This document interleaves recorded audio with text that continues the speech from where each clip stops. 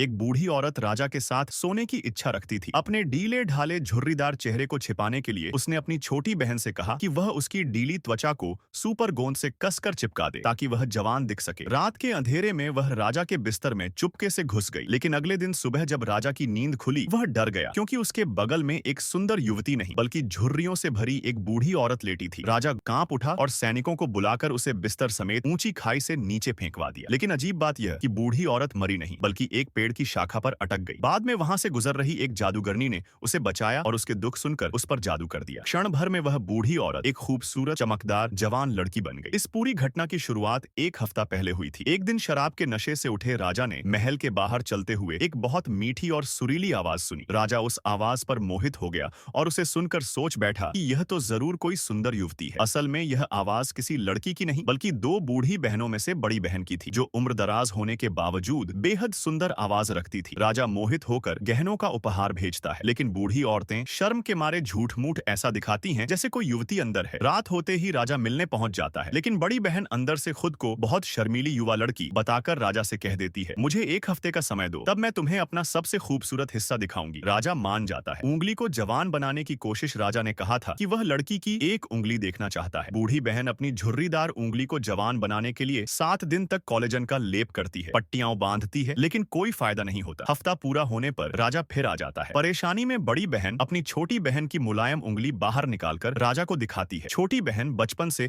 अपनी उंगली चूसती थी, इसलिए वह नर्म और गुलाबी थी। राजा उस उंगली पर मोहित हो जाता है। राजा की शर्त, अंधेरे में मिलना। बड़ी बहन कहती है कि वह बहुत शर्मीली है और चाहती है कि राजा उससे पूरी अंधेरा में मिले। राजा मान जाता है। रात में राजा सभी मोमबत्तियां बुझवा देता है। अंधेरे में बूढ़ी औरत अपने चिपके हुए चेहरे के साथ राजा के बिस्तर में घुस जाती है और राजा नशे में कुछ समझ नहीं पाता। सवेरे जब रोशनी होती है, राजा देखता है कि उसके पास एक बूढ़ी औरत है और वह गुस्से में उसे खाई में फेंकवा देता है। जादूगरनी का चमत्कार, बूढ़ी औरत बच जाती है और एक जादूगरनी से मिलती है जो उस पर जादू करती है और वह युवती बन जाती है। उसी समय वहां शिकार करने आया राजा उसे देख लेता है और दोबारा उसी पर फिदा हो जाता है। राजा उसे महल ले आता है और रानी बना देता है। छोटी बहन की जलन। अगले दिन छोटी बहन को महल से निमंत्रण मिलता है। वह जाती है और देखती है कि नई रानी कोई और नहीं बल्कि वही उसकी बूढ़ी बहन है जो अचानक बहुत सुंदर हो गई है। छोटी बहन जल जाती है और बार बार जादू का राज पूछती है, लेकिन बहन बताती है कि उसे खुद भी नहीं पता कैसे ऐसा हुआ और यह राज किसी को नहीं बताना है। रानी उसे समझाती है कि बाद में धन दौलत देगी, लेकिन अभी चुप रहे। लेकिन छोटी बहन लालच और ईर्ष्या में